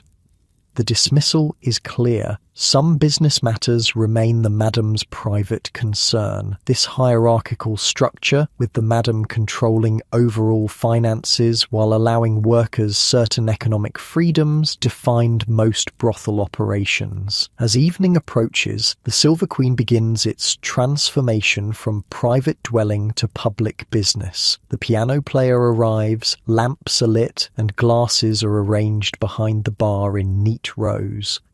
Nearly time, Madame Rosie announces. Get yourselves ready. The preparation rituals include not just physical readiness but financial considerations. Each woman secures her accumulated savings in various hiding places, some under floorboards, others in hollowed-out books, or secret compartments in trunks. Trust in banks was limited in an era of frequent financial panics, and women in the sporting life often preferred keeping their money where they could see it. Got something for you, Sarah says quietly, slipping you a small cloth pouch for your savings. Inside is a tin container, the kind that once held hard candies, now repurposed as a secure money box. It's small enough to hide easily, but large enough to hold a considerable sum when filled. Had it made special, she explains. False bottom. Hide the big bills underneath. Keep small change on top. If anyone finds it, they'll take the visible money and might not check further. This pragmatic approach to financial security, assuming theft attempts rather than hoping to prevent them entirely, was typical of women who learned through experience that trust was a luxury they couldn't always afford. Thank you, you say, recognizing the gift as both practical assistance and a gesture of acceptance. Been where you are, Sarah replies simply. First months are hardest, gets easier. The economic journey of a brothel worker typically followed a pattern: initial months of establishing regular customers and learning the business, followed by a period of peak earnings, eventually declining as youth faded or health issues emerged. The smartest women maximized their earnings during their prime years, saving aggressively for inevitable decline. The first customers of the evening begin arriving as dusk falls. Miners from the day shift, their faces still bearing traces of silver dust despite attempts to clean up. They order whiskey at the bar, eyeing the women with varying degrees of subtlety. "Remember," Madame Rosie murmurs as she passes, "quality over quantity. One good customer pays better than 3 cheap ones." This business strategy distinguished better houses like the Silver Queen from the cribs at the edges of town, where volume of customers took precedence over quality of experience. Madame Rosie cultivated a clientele willing to pay premium prices, allowing her women to work less while earning more. The evening progresses with the familiar rhythm of the trade. You move through the room with practiced ease, engaging in conversation designed to encourage drink purchases and eventual negotiation for more intimate services. A well-dressed stranger catches your eye. Clearly not a miner or cowboy, but perhaps a businessman passing through. These transient customers, often from larger cities with more disposable income, were particularly valued in the brothel economy.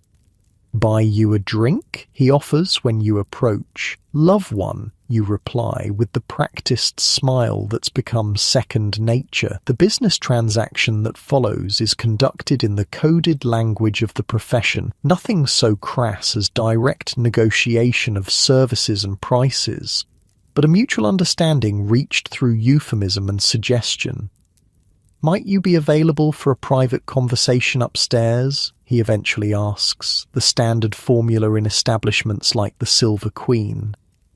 "I believe I could make time," you respond in kind, "for the right company." The price is communicated with similar indirection, references to proper appreciation and generous nature, establishing expectations without explicit discussion. This social dance, with its pretense of spontaneous attraction rather than commercial exchange, was part of the experience customers paid for.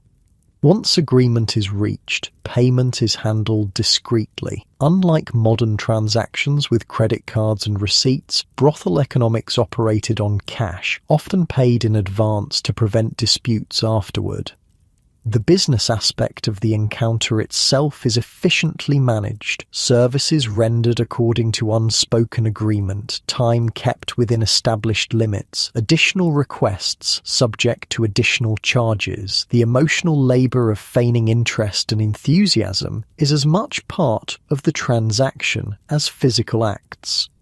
Afterward, you follow the house procedure for accounting, a portion of the earnings immediately set aside for Madame Rosie to be formally recorded in the ledger tomorrow. The remainder you secure in Sarah's gift, the tin box hidden beneath a loose floorboard under your bed. The night continues in this pattern, business transactions disguised as social interactions, each with its own negotiation, performance and settlement. By the time the last customer departs near dawn, the economic machinery of the brothel has processed hundreds of dollars through dozens of individual exchanges. "Good night," Madame Rosie pronounces as Jim locks the door behind the final departing client. "Everybody paid their share?" Each woman confirms her accounting, the day's earnings now distributed between housecut and personal holdings. This daily settlement prevented disputes and ensured the house maintained its operating capital. "That businessman from Sacramento," Lily remarks as you all gather for a brief unwinding before sleep. "He left his card, says he'll be back next month." This information is noted with approval. Regular visitors, even infrequent ones, represented reliable income in an unpredictable business. Their preferences would be remembered, their return anticipated. "Mary's looking better," Sarah reports, having checked on the sick woman earlier. "Doctor says she might be back on her feet in a week." This good news has economic implications beyond simple concern for a colleague. Mary's recovery means return to full staffing, more comprehensive service offerings, and greater overall house earnings. "What about that new place on D Street?" Jenny asks as conversation flows. "Heard they're charging less than we do." "And offering less," Madame Rosie responds firmly. Quality has its price. We're not competing with cribs. This market positioning, premium service at premium prices, was a deliberate business strategy. The Silver Queen catered to customers who could afford to pay for better surroundings, healthier women, and more sophisticated entertainment than found in cheaper establishments. "I'm saving for a sewing machine," Jenny says suddenly, changing the subject. "Singer makes one for $20. Figure I could make some extra taking in mending during slow times." This entrepreneurial thinking, developing secondary income streams, was common among forward-thinking brothel workers. Many supplemented their earnings with side businesses ranging from dressmaking to fortune-telling, building skills that might eventually provide an exit from the sporting life. "Smart girl," Madame Rosie approves. "Always good to have options." As the conversation winds down and exhaustion takes its toll, the women drift upstairs to their beds. Economic concerns follow them even into sleep. Dreams of savings accumulated, investments made, futures secured through strategic financial planning. In your shared room, Sarah counts her night's earnings one final time before hiding them away. The ritual is methodical, practiced, bills smoothed and arranged by denomination, coins stacked in neat piles. $18, she murmurs, satisfaction evident in her voice. "Another month like this, and I'll have enough." "For the dress shop?" you ask, remembering her mentioned dream. "Maybe," she replies, suddenly hesitant. "Or maybe just a ticket east. Sometimes I think about going home." This ambivalence about financial goals was common. Some women saved for specific business ventures, others for simple escape, still others with only vague notions of enough to leave the life behind. What united them was the underlying recognition that money represented the only reliable path out of prostitution. "How much is enough?" you ask, genuinely curious. Sarah considers this seriously. 500 would do it. Enough for a ticket, decent clothes, and a little to get established somewhere new, where nobody knows what I was. $500. A substantial sum in the 1870s, equivalent to perhaps a year's wages for a skilled male worker. For a successful brothel worker, it represented several months of aggressive saving, attainable but requiring discipline and luck. "You'll get there," you assure her. "Hope so," she replies, stifling a yawn as she settles into bed. "Better than ending up like Sal." Sal, woman who worked here before you, spent everything she made. When she got too old for this place, ended up in the cribs down by the mines. Last I heard, she was drinking herself to death on whatever she could earn from the poorest miners. This cautionary tale, the fate of those who failed to plan for inevitable decline, was part of brothel folklore, a grim reminder of the economic precipice on which all sex workers stood. Outside, the mining town is coming fully awake as you prepare for sleep. The stamp mills that crush ore run continuously, their rhythmic pounding a constant backdrop to life in Virginia City. That sound represents the economic engine that drives the entire community, the extraction of silver that brings men, money, and the demand for services, including those offered at the Silver Queen. As you drift towards sleep, your mind catalogues the complex economic web revealed in just one day at the brothel, the formal accounting with its precise divisions of income and expense, the investment strategies of a madam building her business empire, the individual financial goals of women trying to secure futures beyond the sporting life, the daily negotiations that translate desire into dollars, the community connections that link the brothel economy to the wider commercial world. The Wild West brothel was many things, a social institution, a health hazard, a moral flashpoint, but it was always, fundamentally, a business. The women who worked in these establishments were entrepreneurs operating within severe constraints, using the limited options available to them to maximize earnings, minimize risks, and, when possible, build pathways to different futures. Sleep comes easily after the long night's work, your body settling into the lumpy mattress that represents both your current reality and the stepping stone to whatever comes next. Your last conscious thought is a simple calculation. How many nights like this one would it take to save your own $500? How long until you too might have options beyond these walls? The answer follows you into dreams not of romance or adventure, but of ledger books, carefully counted coins, and the distant promise of economic freedom. The afternoon sunlight filters through lace curtains that have seen better days, casting dappled patterns across the worn floorboards of the Silver Queen. It's been 3 months since you first walked through these doors, 3 months of learning the rhythms and rules of brothel life. Now, as you sit by the window, darning a torn stocking, you find yourself contemplating not just your daily routine, but the longer arc of life in the sporting trade and the various ways women found their way out of it. "Letter for you, Sarah," Jim announces, appearing at the doorway with a single envelope. Sarah takes it with carefully controlled eagerness, her fingers tracing the return address before she tucks it away unopened. "Thanks," she says simply, but the single word carries weight. "Good news?" you ask, once Jim has gone. "Hope so," she replies. "It's from my cousin in San Francisco. She's the one helping me look for a place to rent, for the dress shop."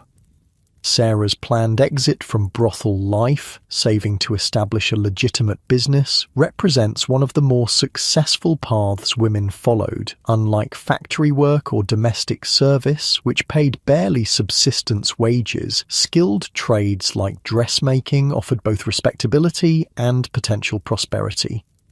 "Got the last $50 last night," she adds, her voice low though there's no one else in the room. $520 total, enough to make the move, rent a small place, buy supplies.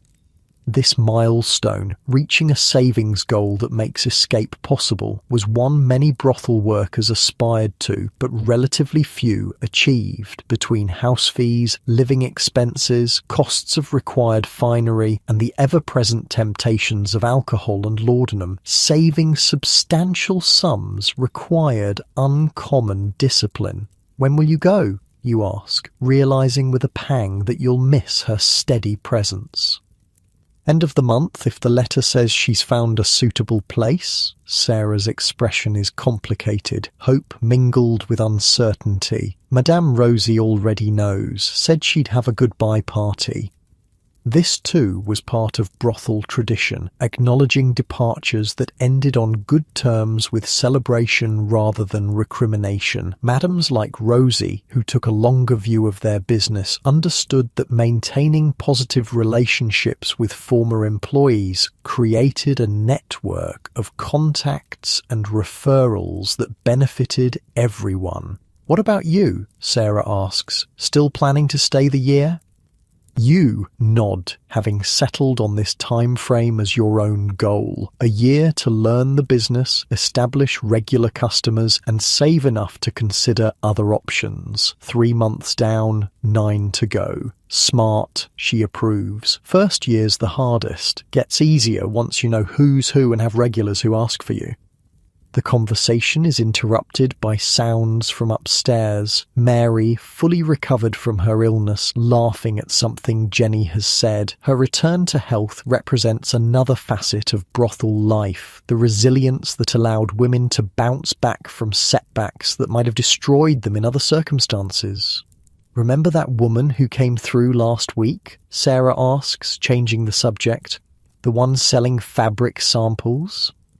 You nod, recalling the middle-aged woman who had stopped at the Silver Queen, ostensibly as a travelling saleswoman but clearly comfortable in surroundings that would have scandalised most respectable ladies. Used to work for Madame Rosie 10 years ago, Sarah reveals. Now she's got her own business, travels all over the West, even has a Chinese man who works for her, carries her trunks and samples.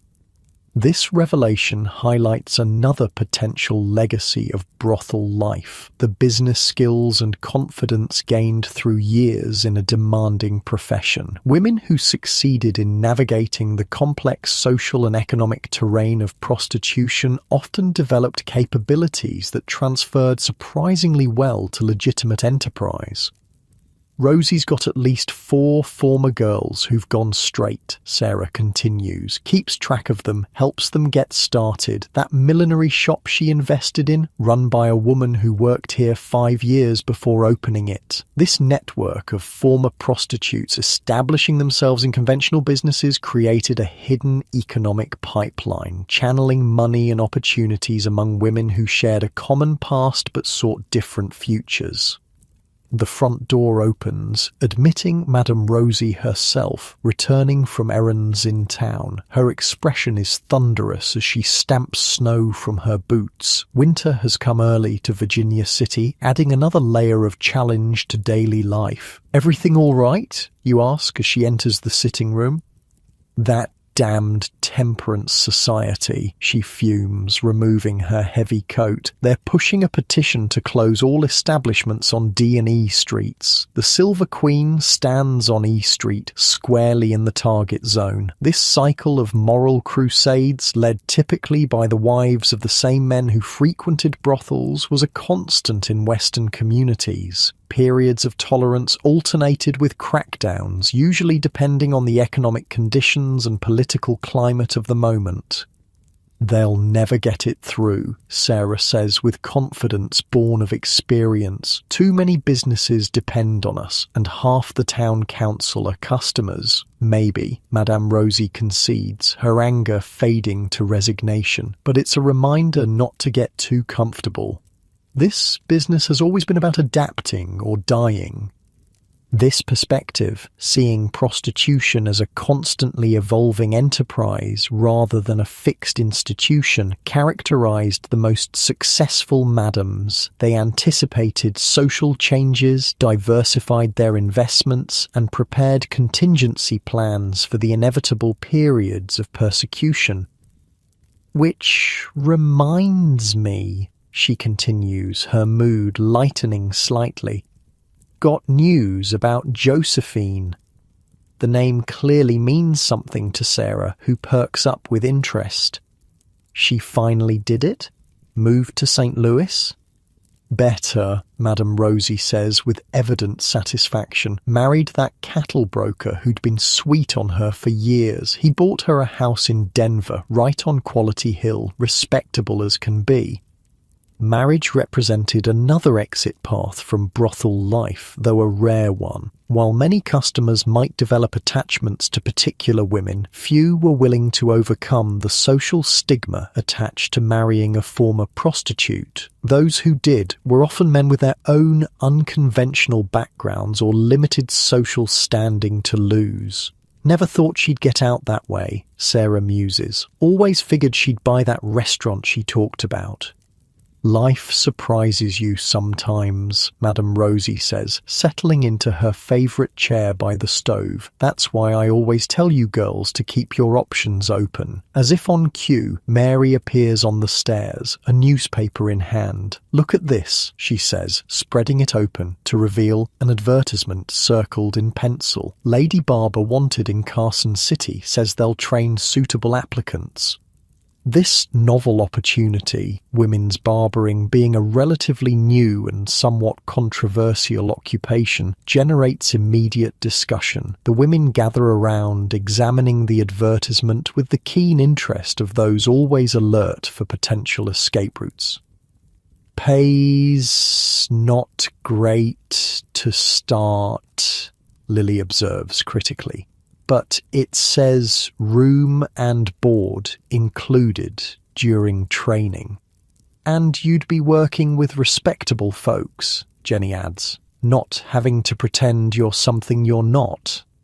This aspect, the psychological toll of living a double life, was a significant factor driving women to seek exits from prostitution even when the financial rewards remained superior to most alternatives. The constant pretense, the social rejection, the necessity of creating and maintaining false identities, all wore heavily over time. I might write to them, Mary decides, folding the paper carefully. After I've saved a bit more, always did have a steady hand. These moments of contemplating alternative futures were common in the quieter hours of brothel life. While popular imagination painted prostitutes as either fallen women beyond redemption or victims awaiting rescue, the reality was far more nuanced. Women actively planning and working towards self-directed transitions when circumstances permitted. As evening approaches, the daily transformation of the Silver Queen begins. Lamps are lit, the piano tuned, glasses arranged behind the bar in neat rows. The women retire upstairs to prepare for the night ahead, changing into the more elaborate costumes expected by customers. In the room you share with Sarah, she finally opens her letter, reading it silently before looking up with an expression of controlled excitement. She found a place, she says simply. Small, but on a decent street. Previous tenant was a seamstress too, so it's already set up for the work. That's wonderful, you reply, genuinely happy for her while feeling the impending loss of her companionship. I'll write back tomorrow to confirm, she continues, tucking the letter away carefully. Then give Madame Rosie my notice. 2 weeks should be enough time to find a replacement. The brothel economy adapted quickly to departures, with new women constantly entering the profession as others left it. The faces changed, but the institution remained, fulfilling its economic and social function in communities where men vastly outnumbered women. You'll be missed, Yuche, you tell her, helping her with the buttons of her evening dress, a deep blue satin that complements her fair complexion.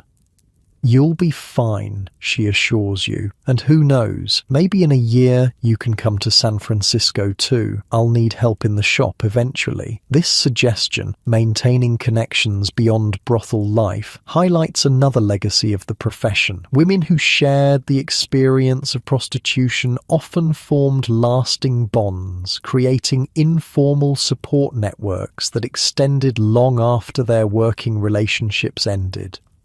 Maybe I will, you agree, the possibility both appealing and seemingly distant. The evening progresses with familiar routine, drinks served, conversations maintained, business transacted with the practiced efficiency that comes from repetition. But tonight you observe everything with new awareness, seeing not just the immediate exchanges but the longer trajectories they represent.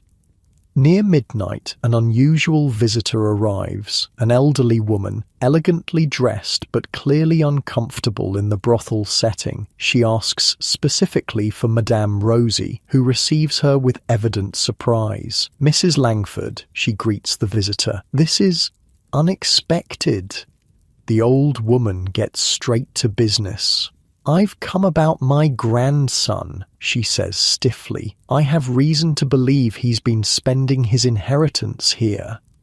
Rather than defensiveness or denial, Madame Rosie responds with professional courtesy. Let's discuss this privately, she suggests, leading the woman to her office at the back of the building. When they emerge half an hour later, the atmosphere between them has changed subtly. Not friendship exactly, but a kind of grudging mutual respect. Thank you for your discretion in this matter, Mrs. Langford says formally as she prepares to leave. Of course, Madame Rosie replies. Family concerns are always delicate. After the visitor departs, Madame Rosie explains the situation to the curious women. Her grandson's been spending too freely here. She's worried he'll go through his father's legacy before he's properly established in business. We've come to an arrangement. He'll still be welcome, but with limits on his credit. This negotiation between the formal and informal economies, between socially opposed but practically connected women, exemplifies the complex role brothels played in Western communities. They existed both outside respectable society and intimately connected to it, serving as sites where otherwise rigid social boundaries became temporarily permeable. "Never thought I'd see old Lady Langford in a place like this," Lily marvels. Her husband was a church deacon. "Everyone has their breaking point," Madame Rosie observes sagely. Hers was watching family money flow into my pockets instead of her own. The night deepens, customers come and go, business continues, yet beneath the seemingly unchanging routines, currents of transition are clearly visible. Sarah planning her departure, Mary considering a new profession, Madame Rosie negotiating the shifting social terrain that threatens and sustains her business in equal measure. After the last customer has gone and the doors are locked for the night, the women gather briefly in the kitchen for a late meal. These informal gatherings, away from customer eyes, were where the real community of the brothel revealed itself, women supporting each other through the challenges of a difficult profession. "To Sarah," Lily proposes, raising a glass, "may your needles be sharp and your customers pay promptly." "To Sarah," everyone echoes, celebrating her impending escape while acknowledging their own continued residence in the life she's leaving. "I'll write," Sarah promises. "Let you know how things go, and we'll visit when we can," Jenny adds. "If we're ever in San Francisco." These connections, maintained across geographical distance and social boundaries, formed another legacy of brothel life. Women who shared this experience often remained linked throughout their lives, providing mutual aid and understanding that those outside the profession couldn't offer. As the gathering breaks up and everyone heads to bed, exhausted from the night's work, you find yourself contemplating the various paths women took out of prostitution, some successful, others tragic, many falling somewhere in between. There was the business route, like Sarah's planned dress shop or Madame Rosie's real estate investments. There was marriage, rare but occasionally genuine. There was family reconciliation, with women returning to homes they'd left under various circumstances. There was geographical escape, moving to places where one's past remained unknown, starting fresh with carefully constructed identities. And there were the less fortunate outcomes, the descent from higher class establishments to cribs and street walking as youth faded, the slow decline through alcohol and opium addiction, the early deaths from disease, violence or suicide that claimed so many in the profession. In your shared room, Sarah packs a small valise with personal items, not for immediate departure, but in preparation for it. The sight is both encouraging and unsettling, a reminder that transitions out of brothel life were both possible and precarious. "Nervous?" you ask, watching her carefully fold a daguerreotype of her family into a handkerchief. "Terrified," she admits with surprising candour. "Been 7 years since I lived any other way. Sometimes I wonder if I even remember how normal people act." This concern, the fear of being permanently marked by prostitution, unable to reintegrate into conventional society, haunted many women contemplating exit. The psychological legacy of the sporting life often proved more difficult to escape than its physical circumstances.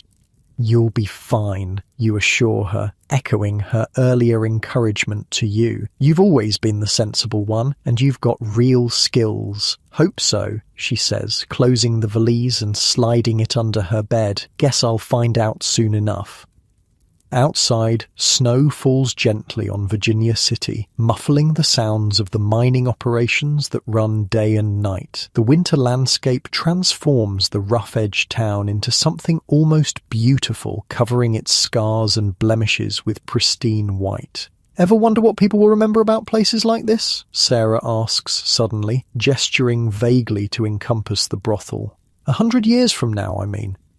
It's an unexpected philosophical turn, but not inappropriate for this moment of transition. I don't know, you answer honestly. Maybe nothing. Maybe they'll forget we were ever here. Or maybe they'll make up stories, she suggests. Turn us all into saints or sinners, nothing in between. This intuition that history would struggle to capture the complex reality of women in the sporting life proved remarkably accurate. The legacy of Wild West prostitution would indeed be contested territory, with narratives ranging from romantic glorification to moral condemnation, rarely capturing the pragmatic middle ground where most brothel workers actually lived. We were just people, Sarah says softly, already speaking of herself in the past tense as she prepares to leave this identity behind. Just women trying to get by, same as anyone. This simple truth, the essential humanity of women whom history would often reduce to stereotypes, stands as perhaps the most important legacy of brothel life. Behind the labels of soiled doves or fallen women were individuals making difficult choices in challenging circumstances, crafting lives of meaning and purpose despite significant constraints. As you finally settle into bed, physically exhausted but mentally alert, you find yourself taking inventory of the brothel's legacies, both societal and personal. The economic contributions that built schools, churches, and businesses, the social networks that supported women within and beyond the profession, the skills and resilience developed through navigation of a dangerous occupation, the hidden influence on everything from fashion to language to social mores.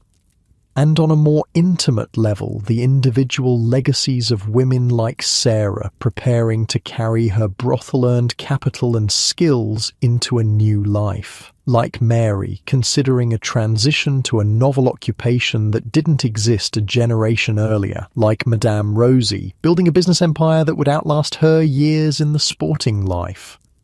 Sleep begins to claim you at last, your thoughts growing hazy as your body surrenders to well-earned rest. Through the window you can see snow still falling, each flake unique and ephemeral, much like the countless women who passed through brothels across the West, briefly visible before disappearing into the greater landscape of history.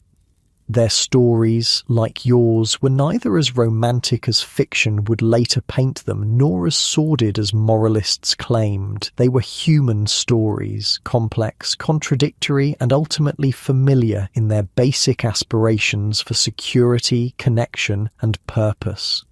As consciousness fades, your awareness of the hard mattress beneath you and the cold air on your face merges with appreciation for your own warm, comfortable bed at home. The contrast between then and now, between the harsh realities of Wild West brothel life and the security of your contemporary existence, brings a wave of gratitude.